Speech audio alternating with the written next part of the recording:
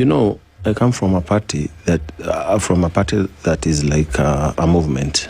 That is DCP. And I want to tell you, without fear of contradiction,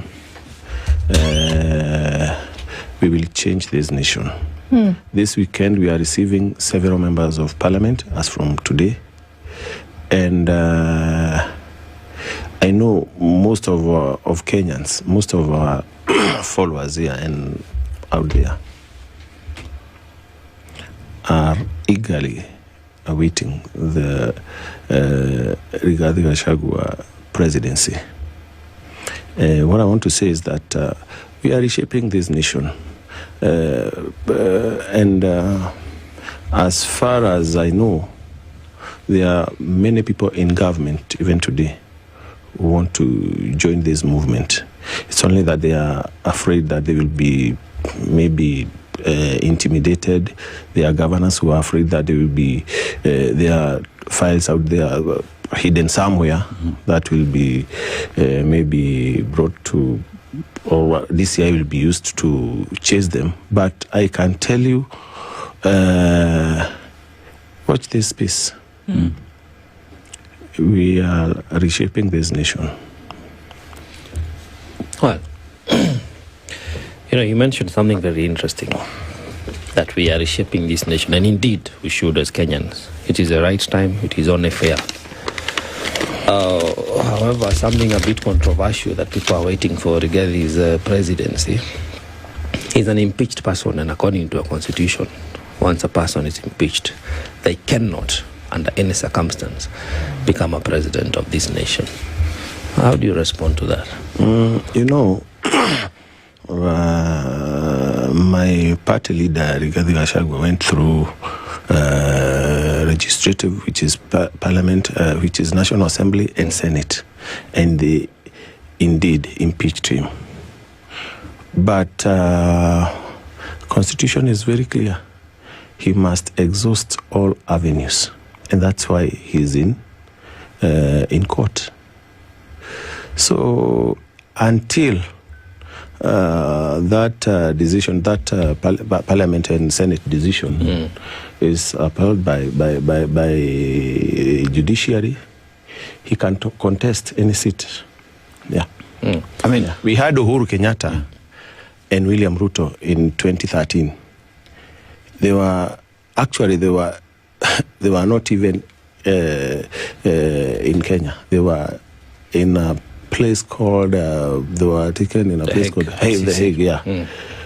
And they ran, and it is the same constitution we're having today. We have not even, we are in Court of Appeal.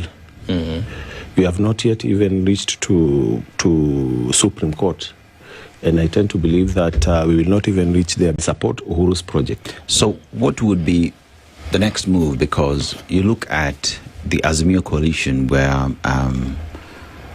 Wiper leader Kalonzo Musyoka is at, and Uhuru Kenyatta, with all intents and purposes, being there as the leader of Azimio, supporting Kalonzo Musyoka, and on the other hand as well, Kalonzo Musyoka as a key principal in United Opposition as well, getting the nod. Isn't that an oxymoron? Because the person you say that is being supported by Uhuru Kenyatta, who is a project, is pretty much the same person in United Opposition and as well being supported by the principals as well.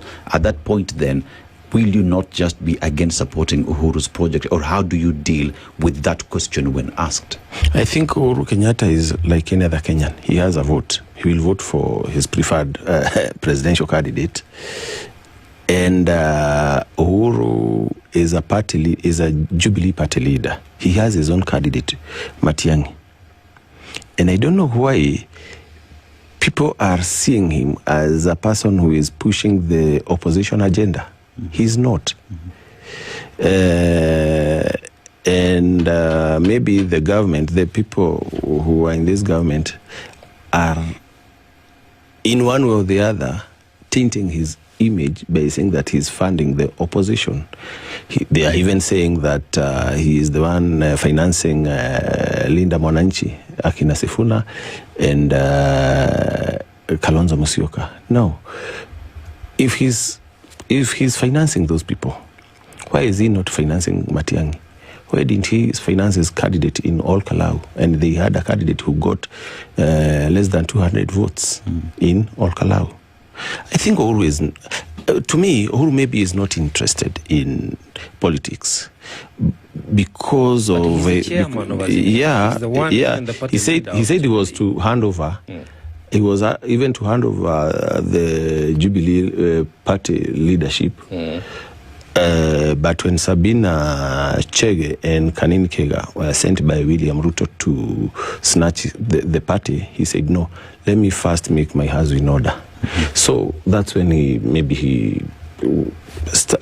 went ahead and maybe talked to Kalonzo, I'm not sure, and said that we need to revive this Azimio, hoping that he will be able to sway people to his side. But I don't think it will work at all. And I don't, you can't deny someone want to vote for you. But I can say here without fear of contradiction, we need Uhuru's vote. But For what for? You just, to vote for us as a person, as an individual. He's democrat. He has a democratic right to vote for whoever he wants. We want him to vote for us as an individual. As an individual, not as a leader of any party.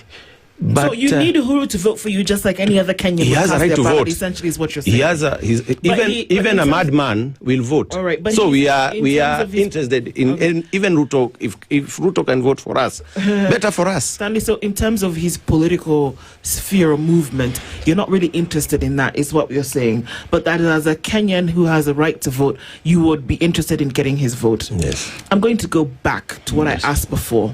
For fear of, without fear of repeating myself, that all of this seems to be a couple of people playing Monopoly with Kenya.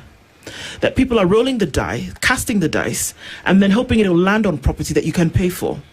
And then if you need to then pass a certain place, then you'll pass go, you collect 200, nobody will tell you to go to jail.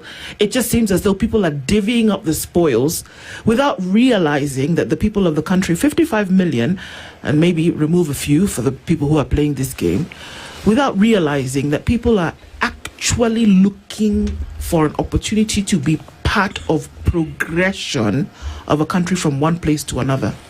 That they couldn't be bothered if it was who it was, so long as the person was doing something right.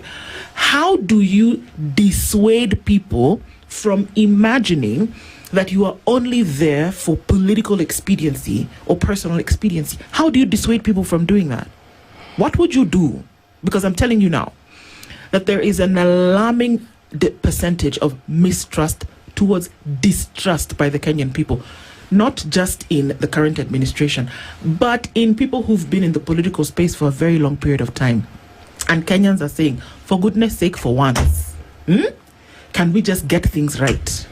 How do you dissuade people from imagining right now that those who are moving, these many numbers that we are seeing this morning, those who are moving, those who are coming out, the mass exodus that we've been promised, that people are not just doing it for themselves? You know, as a party, we have formed a team that will vet those people who are coming. We are not interested in having so many members of parliament who are tainted. That's why we formed that team.